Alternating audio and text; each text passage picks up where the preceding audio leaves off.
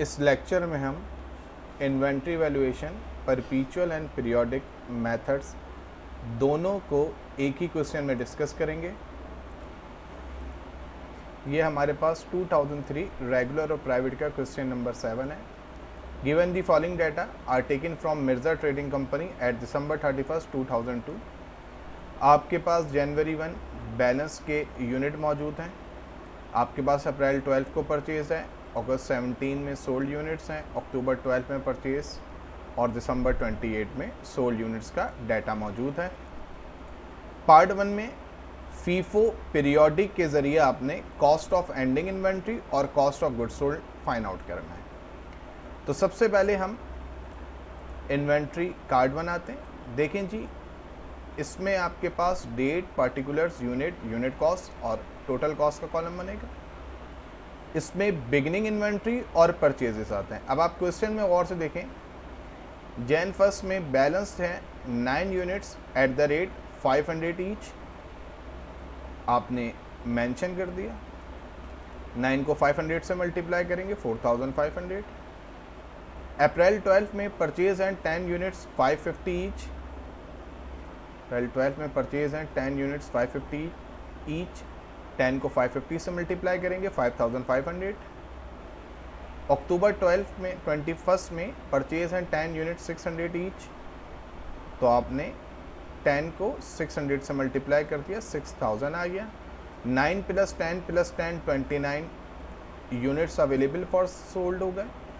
4500 + 5500 + 6000 16,000 आपके पास cost of goods available for sale आ गए। अब हम फाइंड आउट करेंगे कॉस्ट ऑफ इन्वेंट्री एंड। अब आप गौर से देखें, आपके पास यूनिट सोल्ड 8 और 9 यूनिट सोल्ड है। आपने टोटल 17 यूनिट्स, अगस्त 17 में 8 यूनिट्स और दिसंबर 28 में 9 यूनिट सोल्ड करने। अब आप गौर से देखें, जब आपने फर्स्ट सेल करनी है जी, तो उससे पहले आपके पास 2 यूनिट्स मौजूद हैं, एक बिगनिंग इन्वेंट्री के 9 और फर्स्ट परचेज के 10 यूनिट्स। जब आपको 8 यूनिट सोल्ड करने फीफो से, तो आप इस 9 में से 1 यूनिट सोल्ड कर देंगे, तो आपके पास कितने रिमेनिंग रह जाएंगे? 1 रिमेनिंग रह जाएगा। ठीक है जी, आपने सोल्ड कर दिए 9 यूनिट में से 8 यूनिट। अब आपके पास टोटल यूनिट कितने हो गए? 1, 10 और 10। दिसंबर 28 में आपने 9 यूनिट सोल्ड करने, तो वो जो 1 यूनिट आपके पास मौजूद है बिगनिंग का, उसको सोल्ड कर देंगे। और फर्स्ट परचेज जो अप्रैल 12 की थी, उन 10 यूनिट में से 8 यूनिट इसमें से सोल्ड कर देंगे, तो 2 यूनिट यहाँ पे बच जाएंगे। तो आपके पास जो एंड यूनिट बचेंगे वो अप्रैल 12 के 2 यूनिट और अक्टूबर 10 के 600 यूनिट बचेंगे। आपने मेंशन कर दिया। 10 + 2 + 10 12 और 1100 + 6000 7100 कॉस्ट ऑफ एंडिंग इन्वेंट्री आ गया। मैं एक दफ़ा फिर रिपीट कर दूं, जब आपने फर्स्ट सेल अगस्त 17 में 8 यूनिट सोल्ड करने फीफो से, तो वो 8 यूनिट बिगिनिंग में से सेल हो जाएंगे, तो 9 में से 1 यूनिट रह जाएगा। अब आपके पास फिर एक और परचेज आ गई 10 यूनिट्स की, तो टोटल यूनिट्स आपके पास 21 हो गए। दिसंबर 28 को 9 यूनिट सोल्ड करने फीफो से, तो सबसे पहले आप बिगनिंग के 1 यूनिट को सोल्ड करेंगे। 9 में से 1 सोल्ड हो गया, 8 रह गए, तो फर्स्ट परचेज में जो 10 यूनिट की है उसमें से 8 सेल कर देंगे, 2 रह जाएंगे। तो इस तरह से एंडिंग यूनिट आपके पास मौजूद होगा, अप्रैल 12 के 2 यूनिट और अक्टूबर 18 के 10 यूनिट्स। आप उसको प्रेजेंटेशन से मेंशन कर देंगे। यूनिट को टोटल करेंगे 12 आ जाएगा, कॉस्ट को टोटल करेंगे कॉस्ट ऑफ एंडिंग इन्वेंट्री आ जाएगा। आई होप यहाँ तक आपको बात क्लियर होगी।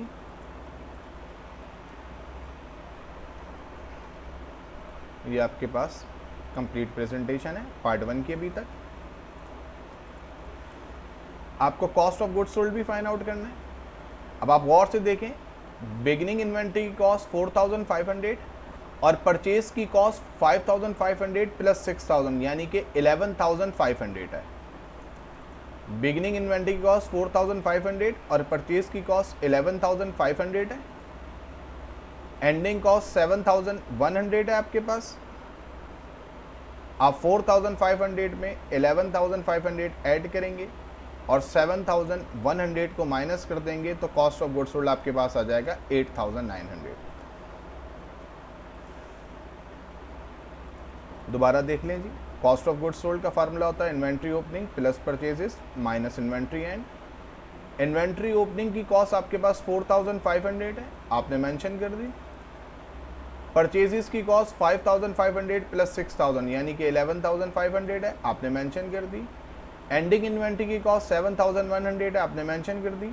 4500 में 11500 ऐड करेंगे और 7100 को हम जब माइनस करेंगे तो हमारे पास कॉस्ट ऑफ गुड्स सोल्ड आ गया 8900। पार्ट 3 में आपको रिकॉर्ड करना है परचेज और adjusting entry using cost of goods sold. अब आपके पास दो परचेजेस मौजूद हैं,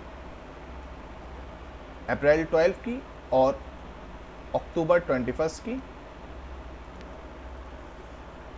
पीरियोडिक सिस्टम है तो आप रिकॉर्ड करेंगे purchases debit, accounts payable credit.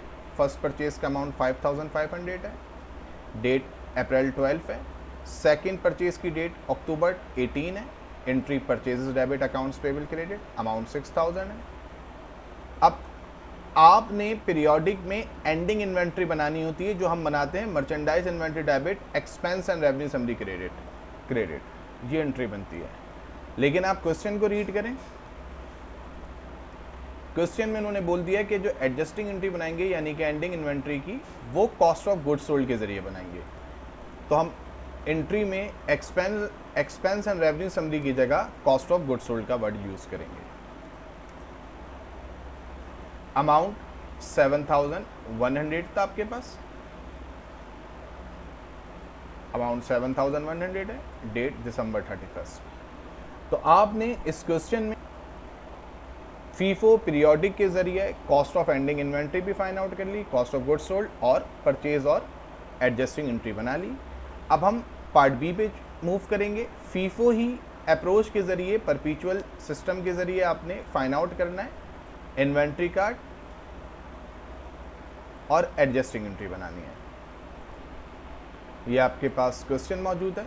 जनवरी 1 को बैलेंस है 9 यूनिट्स 500 के हिसाब से, तो आपने उसको बैलेंस में लिख दिया 9 यूनिट 500 यूनिट कॉस्ट है, 4500 इसकी कॉस्ट आ गई। जो बैलेंस हो या इन्वेंट्री का वर्ड लिखा हो, बैलेंस का वर्ड लिखा हो या इन्वेंट्री का वर्ड लिखा हो जनवरी 1 यानी कि ओपनिंग डेट पे, तो वो आपका डायरेक्ट बैलेंस में रिकॉर्ड होगा। अप्रैल 12 को आपने परचेज किए 10 यूनिट्स, आपने उसको परचेज में ही मेंशन कर दिया और उसको आपने बैलेंस में भी मेंशन कर दिया। जो 9 यूनिट्स प्रीवियस थे वो एज इट इज आपने कॉपी कर दिए। अगस्त 17 को आपने 8 यूनिट सोल्ड करने फीफो से, तो आप 9 में से 8 यूनिट सोल्ड कर देंगे तो 1 यूनिट रिमेनिंग रह जाएगा और 10 यूनिट्स एज इट इज आपके पास मौजूद है। अक्टूबर 21 को आपने 10 यूनिट्स और परचेज करे, आपने परचेज में लिख दिए 10 यूनिट्स 600 ईच, मल्टीप्लाई कर देंगे तो कॉस्ट 6000 आ गई। अब आप देखें 1 यूनिट जो बिगनिंग के थे वो आपने एज इट इज लिख दिए, 10 यूनिट्स जो प्रीवियस थे उसको भी एज इट इज मेंशन कर दिया और जो आपने नए 10 यूनिट परचेज किए उसको भी आपने मेंशन कर दिया बैलेंस में। यानी कि जो प्रीवियस बैलेंस था पहले आपने 1 और 10 यूनिट्स उसको कॉपी किया और उसके बाद जो आपने नए 10 यूनिट परचेज किए उसको आपने बैलेंस में मेंशन कर दिया। अब आपने दिसंबर 28 को 8 यूनिट सोल्ड करने फीफो से, तो सबसे पहले आप 1 यूनिट 500 ईच के हिसाब से सोल्ड करेंगे और फिर 10 में से 8 यूनिट और सोल्ड कर देंगे 550 ईच, तो यहाँ पर 2 यूनिट रह जाएंगे। तो आप ये देखें 1 यूनिट 500 ईच के हिसाब और 8 यूनिट 550 के हिसाब से हमने सोल्ड कर दिए, तो 10 में से जब 8 यूनिट सोल्ड हो गए तो कितने यूनिट रह गए, 550 वाले 2 यूनिट रह गए, और 10 यूनिट 600 ईच के हिसाब से एज इट इज़ हमारे पास मौजूद है। जब हम टोटल करेंगे तो 10 + 10 20 यूनिट परचेस आ गए हमारे पास, 5000 + 6000 11500 हमारे पास कॉस्ट ऑफ परचेज आ गई। 8 + 1 + 8 टोटल यूनिट सोल्ड 17 आ गए। 4000 + 500 + 4400 8900 हमारे पास कॉस्ट ऑफ गुड सोल्ड आ गई। एंडिंग इन्वेंट्री के लिए लास्ट डेट के यूनिट को ही ऐड करते हैं, 2 + 10 12 और 1100 + 6000 7100 ये आपने मेंशन कर दिया। Business name Mirza trading company था, आपने मेंशन कर दिया Mirza trading company, inventory ledger card, perpetual system, FIFO method, और for the period ended December 31, 2002।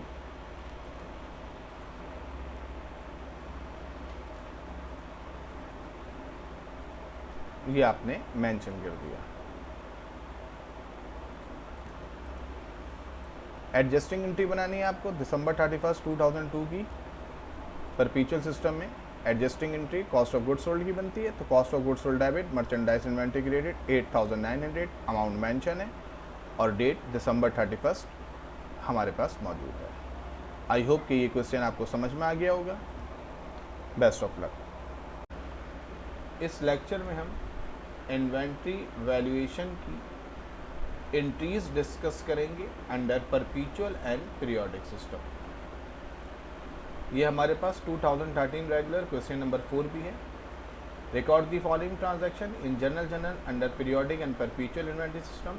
Also prepare inventory account in skeleton T form under परपीचुअल system. अब फर्स्ट एंट्री है purchase merchandise on account 30,000। अब ये जहन में रखिएगा, अगर परचेज की एंट्री में अंडर टर्म्स मेंशन हो तो परचेज की एंट्री में इसको हम कंसीडर नहीं करेंगे और सिंपल एंट्री बन जाएगी purchases debit accounts payable credit under periodic system में।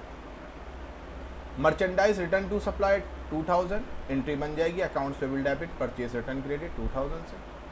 Sold merchandise on account 30,000 entry बन जाएगी account receivable debit sale credit.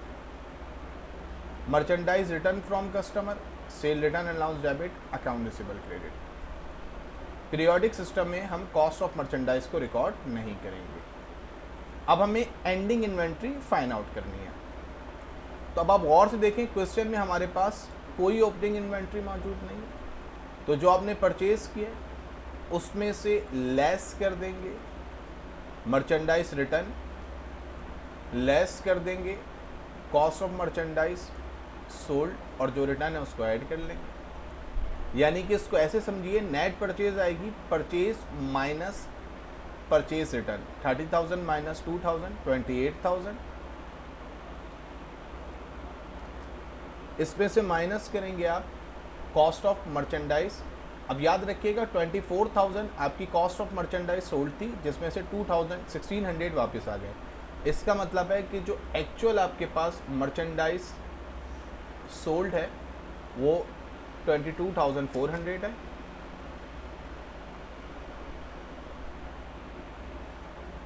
यानी कि आपके पास एंडिंग इन्वेंट्री आ गई 5,600।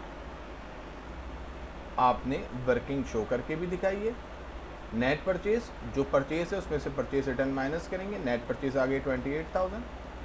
Actual cost of goods sold जो है उसमें कॉस्ट ऑफ गुड्स सोल्ड में मर्चेंडाइज रिटर्न की कॉस्ट को माइनस करेंगे, तो actual cost of goods sold 22,400 है।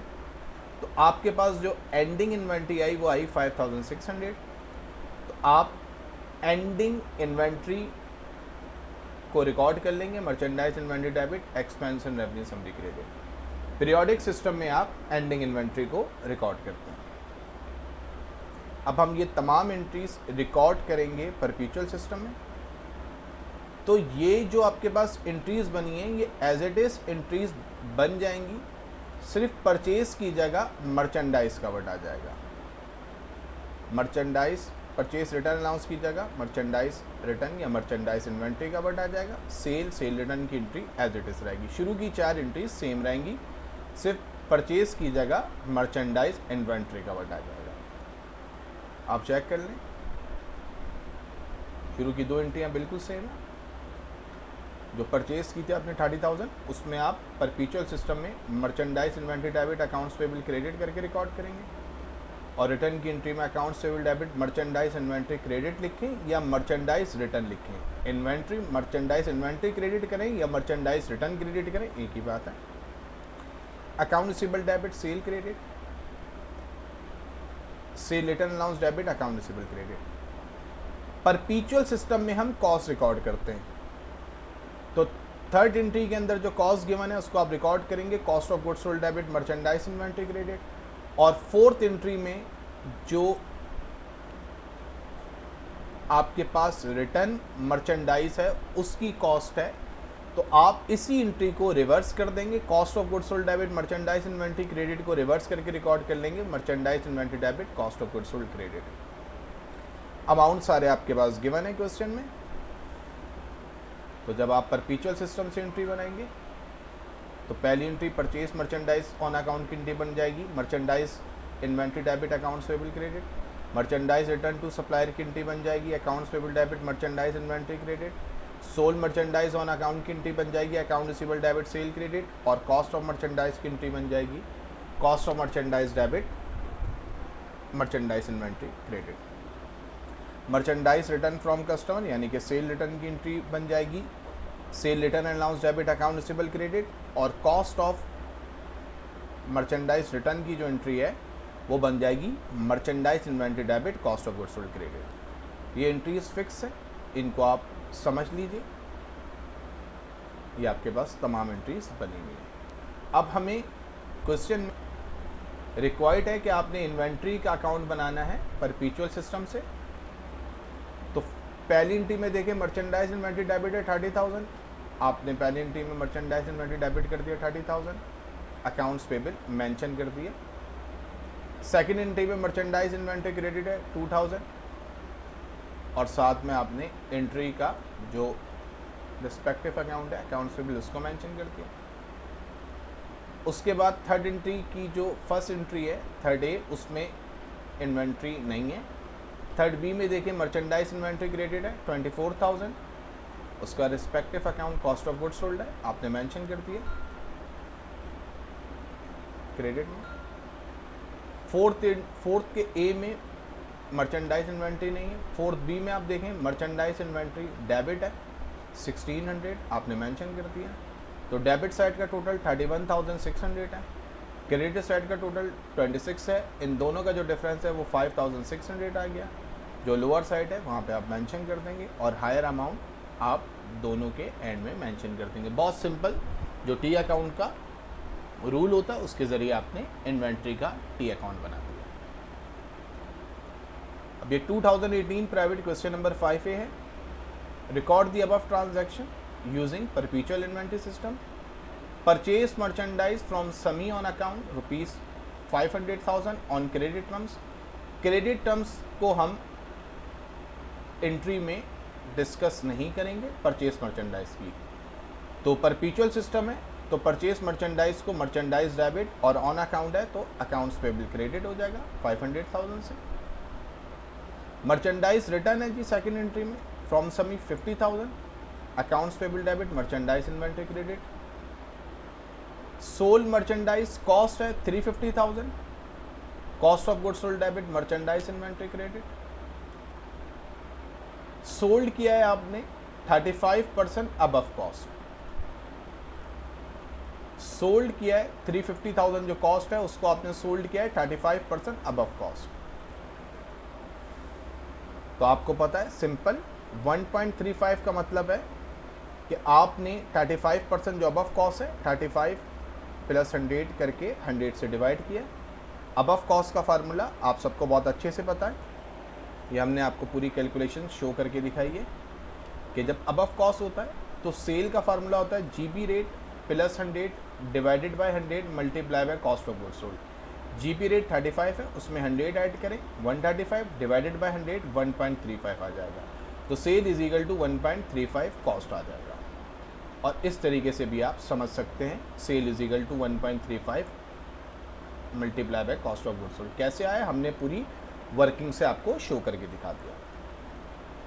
तो आपने 1.35 को 350,000 से मल्टीप्लाई किया तो सेल का अमाउंट आ गया 472,500। एंट्री आपने रिकॉर्ड कर दी, account receivable debit sale credit. Vani ने फिर रिटर्न किया डिफेक्टिव मर्चेंडाइज। वनी हमारा कस्टमर था जिसको हमने सोल्ड किए थे मर्चेंडाइज, वो रिटर्न कर रहा है 67,500, यानी कि ये अमाउंट है सेल रिटर्न का। तो एंट्री बनेगी cell return announce debit account receivable credit. आपने एंट्री बना ली। अब यकीनन जो वो अमाउंट रिटर्न कर रहा है उसकी कॉस्ट भी होगी, तो कॉस्ट की कैलकुलेशन के लिए वही formula, sale is equal to 1.35 multiply by cost of goods sold. अब यहाँ पे आपको सेल का अमाउंट पता है 1.35 राइट साइड पे मल्टीप्लाई था, लेफ्ट साइड पे आके डिवाइड हो जाएगा। तो कॉस्ट ऑफ गुड्स सोल्ड यानी कि जो कॉस्ट ऑफ रिटर्न है उसका अमाउंट आ गया 50,000।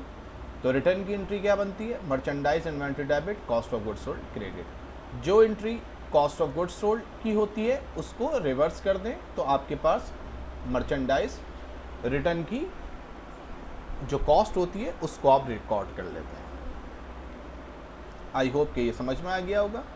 ये मैंने आपके साथ पूरी रफ वर्किंग भी शो कर दी है। पेपर में आपको ये काम नहीं करना, पेपर में आपको यहाँ पर ब्रैकेट में भी ये चीज़ मेंशन नहीं करनी होती। ये हमने आपको सिर्फ समझाने के लिए शो करके दिखाया, पेपर में इसको आप मेंशन नहीं करेंगे। आई होप कि ये क्वेश्चन आपको समझ में आ गया होगा। ये 2018 प्राइवेट के क्वेश्चन को आपने कंप्लीटली डिस्कस कर लिया। जैसे 18 प्राइवेट था वैसे ही 16 रेगुलर है, सिर्फ अमाउंट चेंज है और कोई चेंज नहीं है। Merchandise return on account 300,000, merchandise inventory debit accounts payable credit, क्योंकि परपेचुअल सिस्टम से एंट्री रिकॉर्ड कर रहे हैं। क्वेश्चन में मेंशन है using perpetual inventory system. Merchandise return accounts payable debit merchandise inventory credit. Payment को मैं लास्ट में डिस्कस करता हूं, पहले हम एंट्री नंबर 4 पे डिस्कस करते हैं। सोल्ड मर्चेंडाइज कॉस्ट है 250,000, तो cost of goods sold debit merchandise inventory credit 250,000। 40% above cost है, वर्किंग आपको पता है जो भी हमने प्रीवियस क्वेश्चन में डिस्कस किया। तो 1.4 से 250,000 को आप मल्टीप्लाई करेंगे तो आपके पास सेल का अमाउंट आ गया 350,000, account receivable debit sale credit 350,000। Entry number 5 में गुलाम नबी हमारा कस्टमर था जिसे हमने सेल की थी, उसने रिटर्न कर दिया डिफेक्टिव गुड्स जिनका अमाउंट है 56,000, तो ये सेल रिटर्न का अमाउंट है। Cell return announce debit account receivable credit 56,000। अब अगर आपके पास कोई इन्वेंट्री रिटर्न हुई है तो उसकी कुछ कॉस्ट भी होगी 56,000 अगर सेल रिटर्न का अमाउंट है, तो 1.4 से हम इसको डिवाइड करेंगे तो आपके पास कॉस्ट ऑफ रिटर्न का अमाउंट आ जाएगा 40,000। आप चेक कर लें, सेल रिटर्न का अमाउंट है 56,000, तो कॉस्ट ऑफ गुड्स रिटर्न कैसे आएगी, 1.4 मल्टीप्लाई बाय कॉस्ट सेल का अमाउंट था, तो 1.4 से 56,000 को 1.4 से डिवाइड करेंगे तो कॉस्ट ऑफ गुड्स रिटर्न आ गई। रिटर्न की entry cost of goods sold की जो एंट्री होती है उसकी रिवर्स एंट्री होती है, यानी कि merchandise inventory debit cost of goods sold credit. I hope यहाँ तक आपको कोई प्रॉब्लम नहीं होगी। ये बिल्कुल प्रीवियस क्वेश्चन की तरह का क्वेश्चन है, सिर्फ नाम और अमाउंट चेंज है। एक एंट्री इसमें एक्स्ट्रा है, made payment to sign company within discount period. अब ये जो क्रेडिट टर्म है इसको डिस्कस करेंगे। अब आप गौर से देखें, आपने परचेज किए थे 300,000, उसमें से 25,000 आपने रिटर्न कर दिए, तो इसका मतलब है कि अगर आपने 300,000 की कोई चीज़ परचेज की है और 25,000 रिटर्न कर दिए, तो अब आपको जो पेमेंट देनी है वो 275,000 की देनी है। यानी कि 300 जो एक्चुअल अमाउंट था उसमें से रिटर्न के अमाउंट को माइनस कर देंगे तो आपको पता चल जाएगा आपको कितनी पेमेंट देनी है। यानी कि आपको पेमेंट देनी है 275,000 की। तो अकाउंट्स पेबल आपके पास आ गया 300 माइनस 25,000 यानी कि 275,000। अब आप गौर से देखें, ये जो टर्म क्रेडिट टर्म्स मेंशन होती है इसका मतलब है विद इन 10 डेज आपको 2% डिस्काउंट मिलेगा और 30 डेज में आपको कोई डिस्काउंट नहीं मिलेगा। अगर आप पेमेंट करते हैं विद इन डिस्काउंट पीरियड, इसका मतलब है 2% डिस्काउंट मिल गया। अब आपको पता है कि आपको 275,000 की पेमेंट देनी थी, उसमें 2% आपको डिस्काउंट मिल गया, तो आपने 275,000 को 2 से मल्टीप्लाई करा और 100 से डिवाइड करा, तो अमाउंट आ गया 5,500। तो अब आपको जो पेमेंट देनी थी 275,000, उसमें आपको 5,500 फर्दर डिस्काउंट मिल गया। तो इसका मतलब है कि जो कैश की पेमेंट आएगी वो 275,000 में से 5,500 माइनस करेंगे तो 269,500 का अमाउंट आ जाएगा। तो हम रिकॉर्ड कर लेंगे to record payment to supplier. इस एंट्री को समझने के लिए सबसे पहले आपने नोट करना है कि आपको कितना अमाउंट देना है। आपको अमाउंट 300,000 नहीं देना था, आपको अमाउंट देना था 275,000। क्यों? क्योंकि 300 जो आपने परचेज की थी उसमें से 25,000 आपने रिटर्न कर दिया, तो आपको अमाउंट देना है 275,000।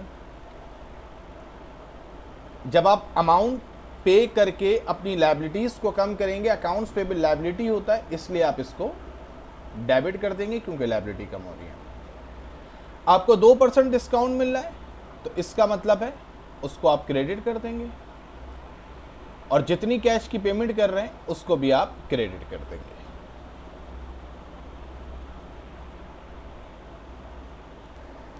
आई होप कि आपको ये बात समझ में आ गई होगी। यहाँ पर हमने आपके साथ तमाम एंट्रीज डिस्कस कर ली। Best of luck.